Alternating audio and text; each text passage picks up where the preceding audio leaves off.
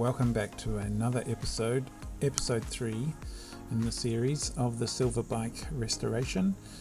Last time you would have seen that I rebuilt the headset, which was proved to be a little bit rusty in some parts, and then I did a little bit of a paint job on some of the presentation pieces, and right here I'm just taking those presentation bolts etc because I need to use my vise, so I'm just carefully moving them over using an Allen key to make sure I don't disturb the paint surface.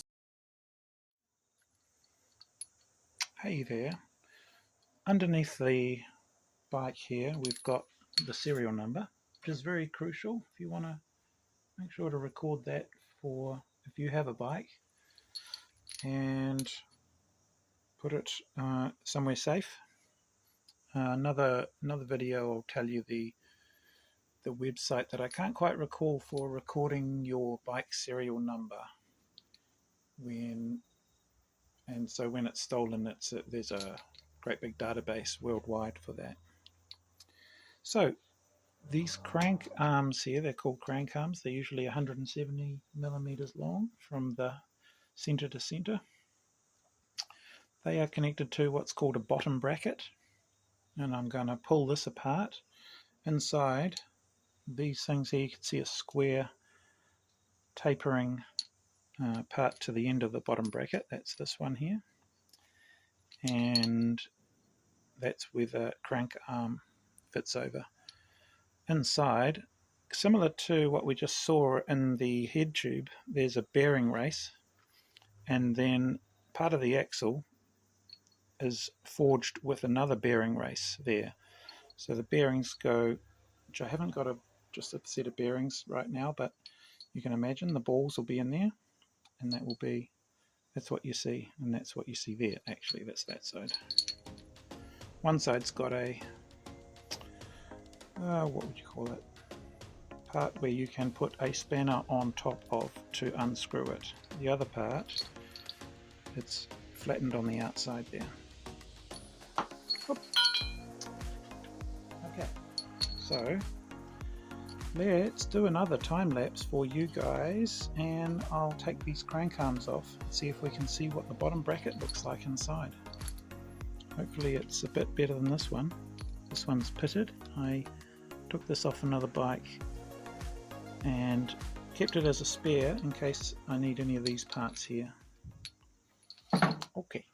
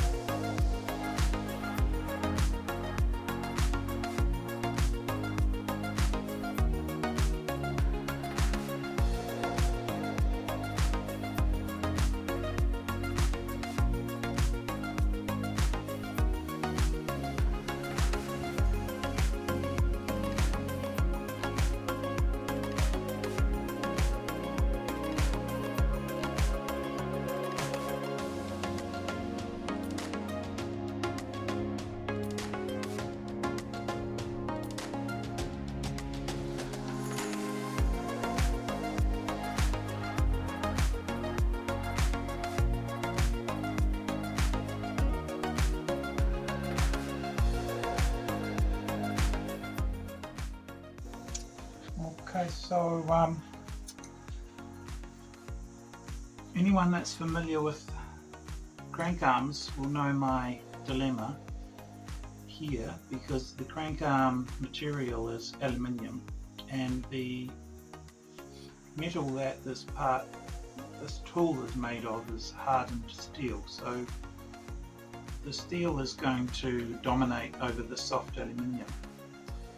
So what I was just doing was making sure all those threads were cleared out, because what you don't want to do is cross thread this thread of the hard steel into the soft aluminium, and then you've got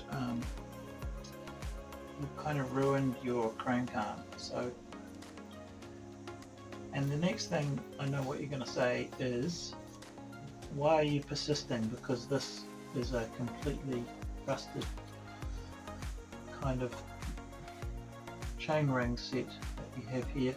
But because they're silver, I wanted to see if I can clean this rust out and use them. So let's just see. What I've taken it off the stand so I can see basically that I'm going straight down. Now I should really pick that up a bit so that you can notice that it is going straight down, but it is kind of on the floor. You get more of a sense of how it is. And on the time lapse you would have seen I cleaned the threads out with a screwdriver. I'm just gently going to do this until I can feel it going in and not strip the threads.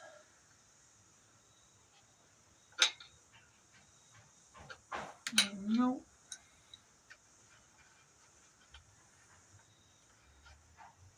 Okay.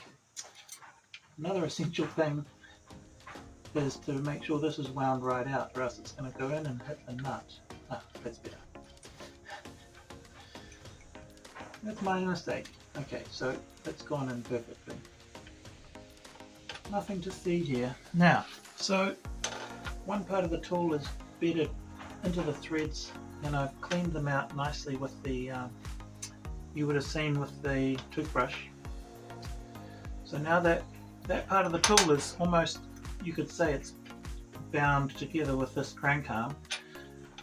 There is a central bolt, and when I wind this in, it'll pull that whole crank arm off. It's kind of like a gear pulley that does that. So let's try it.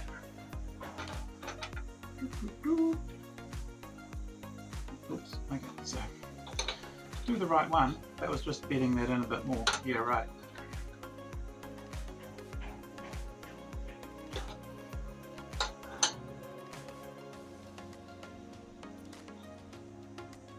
Okay, I can feel it getting easier.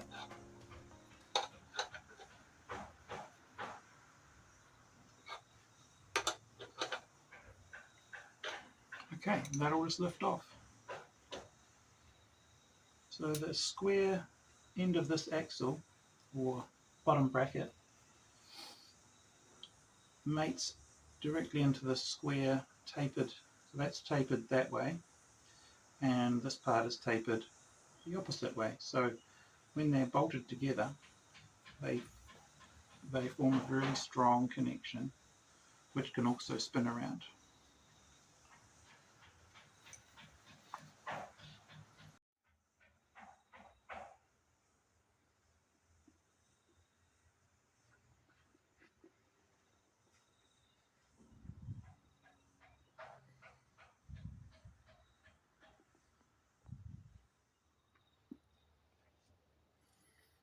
Okay, so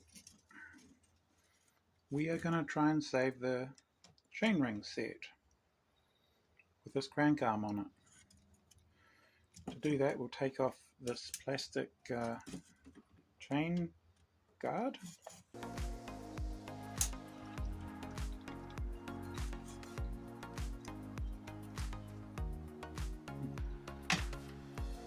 I've had this screwdriver for like 20 years. You wouldn't believe it. Looks like new. Lol.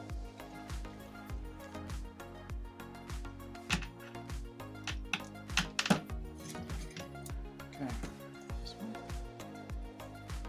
Wait for the snap of it releasing the rust. No.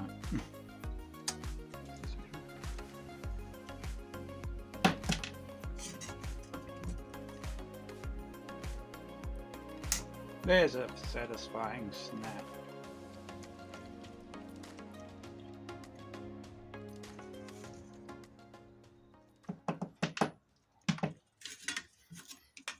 So now we have access to all this glorious rust.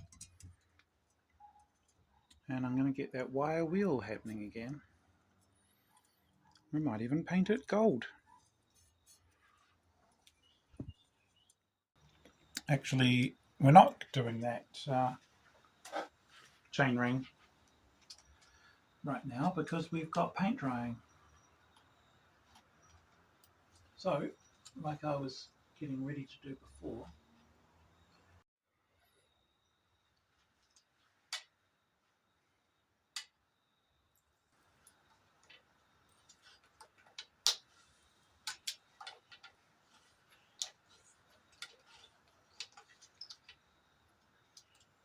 okay, we have a little bit more rust in this one than the other one, and more insect kind of evidence. So we'll give it a good clean out of that. And this all helps get that thread clean like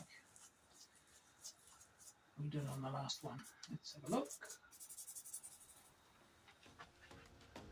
Beautiful.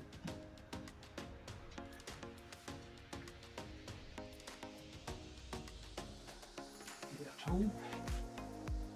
There's no reason not to do a little bit of cleaning up as you go along here. Especially if you've got petrol flying around the place. Now, what was the method last time? Yes, do the much. And have this one ready. Now try and get some leverage, so it's always best in that when you're using a crescent, this is the strongest part here, not the one with the loose hinge. So if you're pulling this way, it's always best to be pulling on the strongest part of the crescent, if you have to use a crescent. But I seem to use them a lot.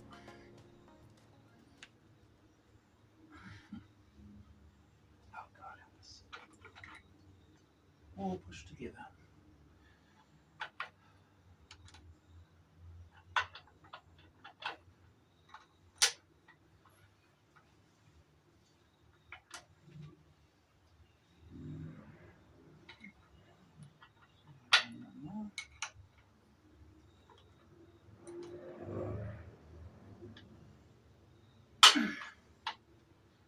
Using the angles, geometry, can help you out. So I just come to this position and push together, whereas if I was in this position, the leverage was not so strong. So you just have to experiment with whatever you've got there in your own backyard and find out the best leverage. It's especially true if the bike's on a bike stand and you have to brace yourself against the bike. You have to find the best leverage. And you know you failed when you're missing all the skin off your knuckles as it comes crashing around into a sharp piece of frame. Okay, let's get this completely clear. So last time I tried to screw this in and it was hitting the end of the axle because this was too far in. So let's just wind this out now. Lots of space. And this goes on perfectly first time. Let's tighten that up a bit.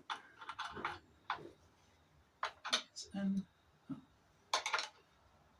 Okay, well, there we go. Going down to take the crank arm off.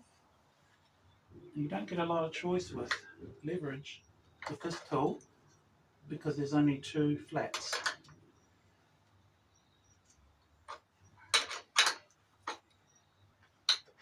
Done. Now we've got access to both sides and we can take the bearings out and have a look at how nice or otherwise it is. and then re-grease all the bearings. Now that I've got the crank arms off, can you hear that? The leverage of the crank arms was fooling me into thinking that this whole bottom bracket was pretty nice. But that shouldn't be making a noise like that. Back again. Found the tool. I had taken it with me in my bag on my morning commute because I was adjusting my bottom bracket. My other bike. So this is the ring, that's the locking ring holding this bearing race into the frame. So I've given it a bit of a lubrication already. It's a bit moist looking. Now, having a stand on here is not the best. If I can just quickly take that off while you're there.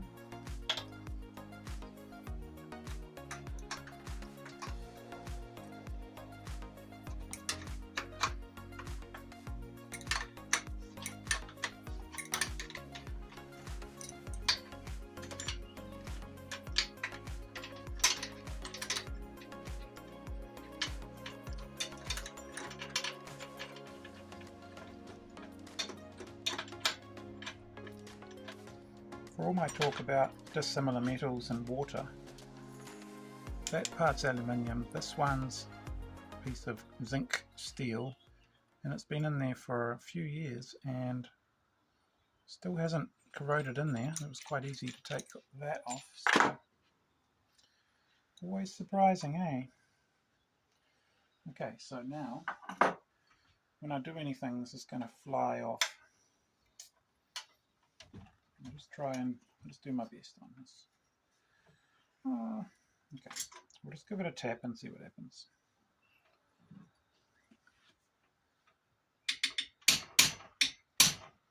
And don't hit your fingers.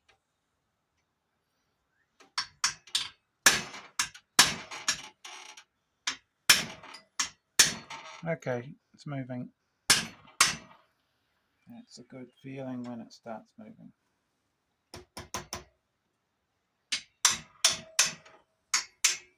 Okay, so that's loose. You can just take that off.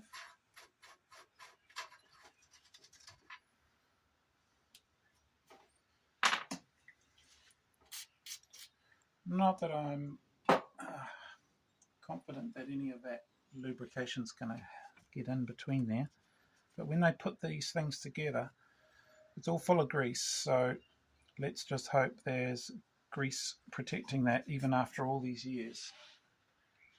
And you want to do the best effort you can, the biggest teeth you've got, and if it's even remotely thinking about not moving, you can put this on and then put a washer on and put that nut on top, because you don't want to burr over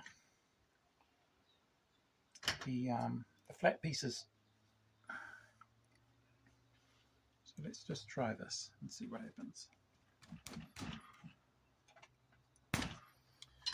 Okay, that's pretty tight. Okay, as mentioned just before, I've got a ring spanner and I've put the nut on there just because I just want to. I've got this clamped on quite hard onto the bottom bracket. That way would be better. Nope, that way would be better. And I don't want that spanner to move, so using the nut on the axle, I'm just going to push this ring spanner into it, make some slight adjustments.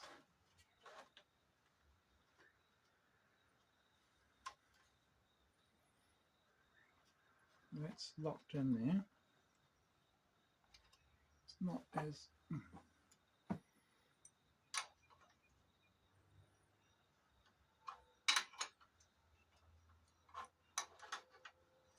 as I want it. Here we go. Okay. That's definitely on. Okay, good.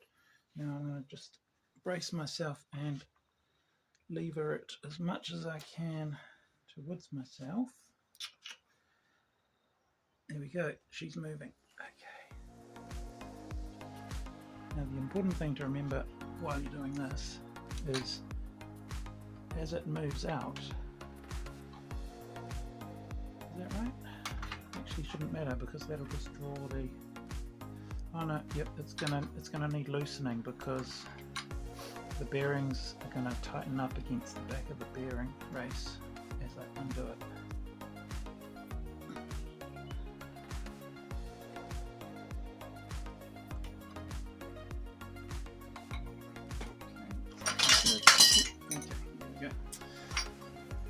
Done most of the work. I think we can do it now without this.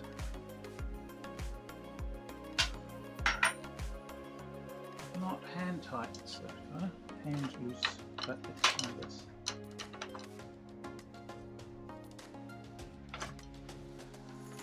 We're not in danger of stripping out the flat parts anymore.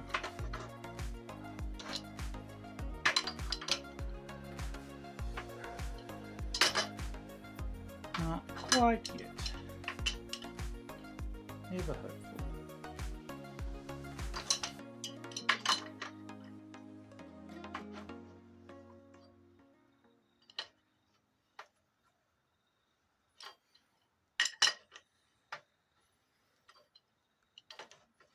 I think they did grease that up pretty well. We can see a different colour of, if you can,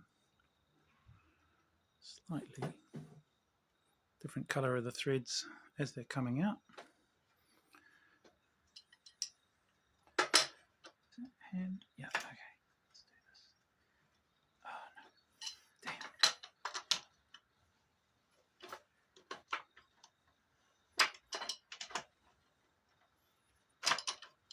It's going to be tight all the way to the last thread. I won't be able to do it by hand. There we go. He said, okay, there we are. So we've got the bearings not looking too bad. At least there's some moisture in there. Quite happy about that one. Now, did we just lose a bearing? Or what was that? There was a stone in there. How did the stone get in there? It might have come down the tube. That's definitely a stone that just dropped out. Not ideal to have stones in your bearings, but it looks like it hasn't done much damage to that bearing. It's all looking a bit moist as well, which is good. So let's just take these off and quick check of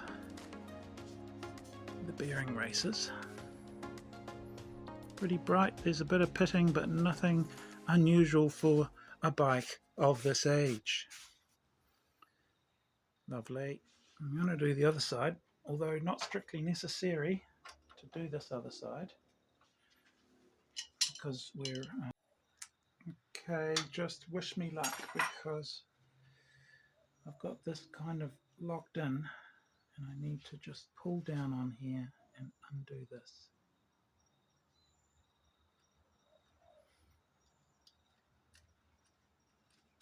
Oh, no, that's just burred over one of the flat parts.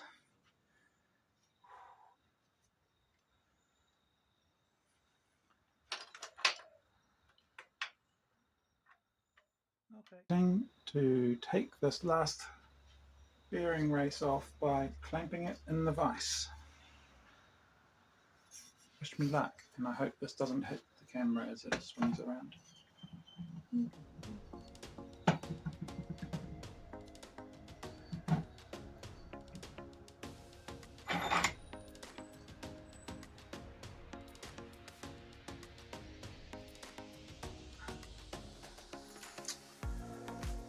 way do you have to turn it? I'm taking it off, so I turn it towards the camera.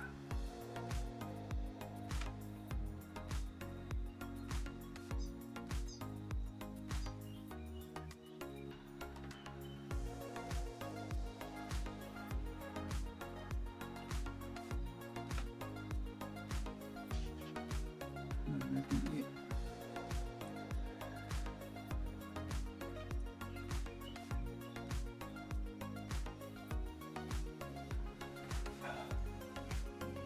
No, it's not doing it. It's just running over the device.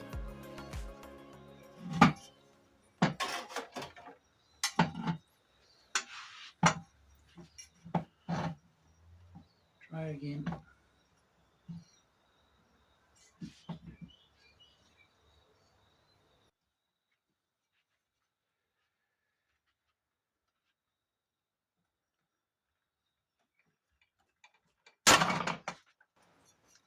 Nope. It did not work, and yes, I did hit the camera.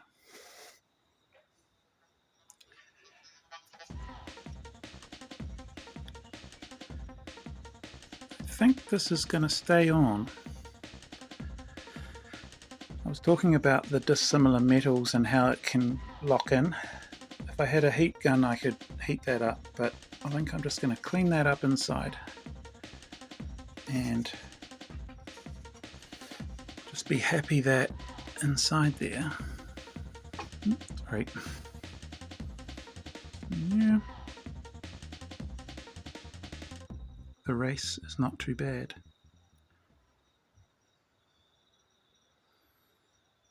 And you can see those holes where the frame lets out into the bottom bracket part.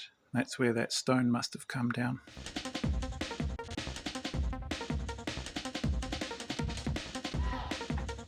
Okay, so we've got our painted parts drying. I'm going to chuck all these bearings from the bottom bracket into my painty petrol water. Petrol, not quite water.